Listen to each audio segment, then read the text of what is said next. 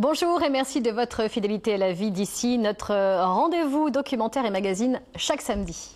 Dans un instant, nous vous dévoilerons le programme qui nous attend la semaine prochaine. Mais avant cela, je vous invite à noter quelques spectacles proposés dans l'Ouest pour les jours qui viennent. C'est Sandra Chenu qui nous a préparé l'agenda culturel.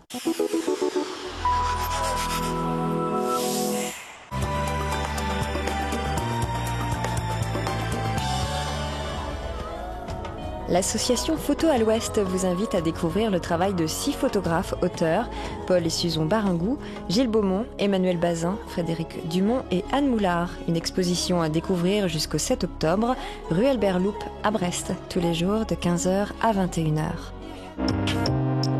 L'Odyssée de Rick le Cube, c'est le road movie fabuleux d'un personnage en quête d'identité. Un ciné-concert pour les petits et les grands enfants, mis en images et en son par le duo Satie. Ils vont jouer dans le cadre du festival Electronica, mardi et vendredi prochain à Langueux. Le Grand Soufflet fait la part belle à son instrument fétiche, l'accordéon, dans sa modernité et sa vitalité. Le traditionnel côtoie l'électro et le pop-rock. Et entre autres surprises, ce sera l'occasion de découvrir le spectacle délirant du Maxi Monster Music Show, créé par les Maximum Quet. J'ai cherché partout ailleurs, mais j'ai rien trouvé. Le Sang des Promesses, c'est un quatuor de Wajimu Awad. 4 pièces, comme les morceaux d'un puzzle où les histoires intimes croisent la grande histoire. Dernière de Littoral ce soir au Grand Thé à Nantes, et pour voir la trilogie Littoral, Incendie et Forêt, rendez-vous le 17 octobre à 14h. Travelling arrière et position finale là. Je me console.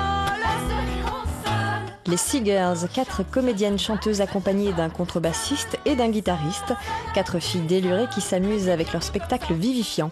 Un rendez-vous à ne pas rater pour un dimanche à l'humeur débridée. C'est le 11 octobre à 17h à la Lucarne à Aradon. Je veux pouvoir en faire faire comme je veux pouvoir faire faire. À présent, voyons le programme qui nous attend dans La Vie d'ici samedi prochain.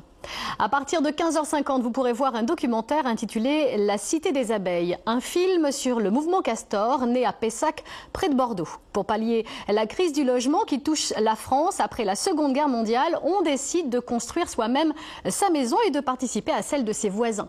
Une expérience qui a inspiré de jeunes Quimpérois qui, à leur tour, ont construit la plus grande cité Castor, 100 logements en tout.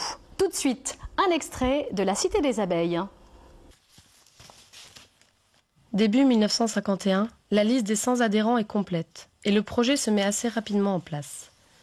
Grâce aux premières cotisations des adhérents et aux connaissances de Louis dans le milieu rural, ils peuvent acheter un terrain de 8 hectares en périphérie de Quimper, sur la commune de Pénars.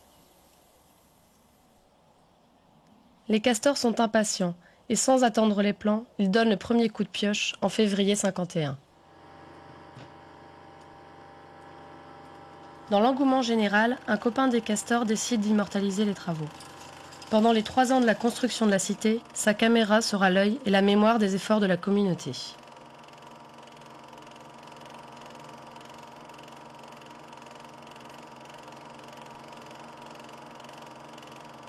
Les premiers travaux, c'était la démolition des talus. La récupération des souches, là, et puis niveler le terrain, puis voilà. Et puis après, je pense que ça a été le traçage des routes. Au début, c'était tout à la pelle et à la pioche. Il n'y avait aucun engin. C'était tout à la pelle et à la pioche et à la brouette. Hein. Eh oui. Après la diffusion de ce documentaire, nous retrouverons Littoral. Le magazine des gens de mer nous proposera le portrait croisé de plusieurs marins. Pour beaucoup, le marin est un bourlingueur d'océan qui affronte les tempêtes et fait des escales dans des lieux interlopes. Ces idées préconçues sont tenaces car il existe aussi des hommes de la marine marchande qui font des rotations de courte distance et qui n'en sont pas moins de grands professionnels. Regardons un extrait de ce reportage signé Christophe François. Et j'attends que le bateau qui fasse son heure de départ s'en aille. Donc voilà, c'est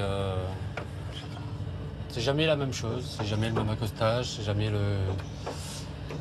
on n'a jamais la même relation, on n'a jamais les mêmes clients, on peut avoir un groupe d'enfants, un groupe de personnes âgées, c'est jamais la même chose, c'est ça qui est intéressant.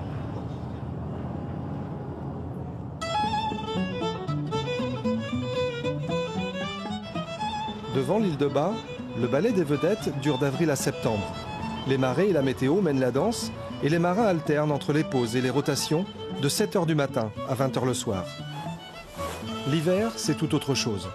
Chaque bateau travaille 1 semaine sur 6, une qualité de vie que se partagent 12 marins de l'île. Ici, patrons et matelots appartiennent quasiment tous à la même famille et ça fait 4 générations que ça dure.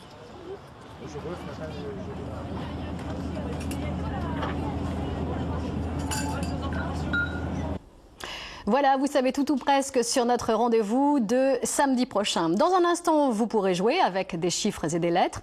La région Ouest revient tout à l'heure avec le 19-20. Je vous souhaite une excellente fin d'après-midi. À bientôt.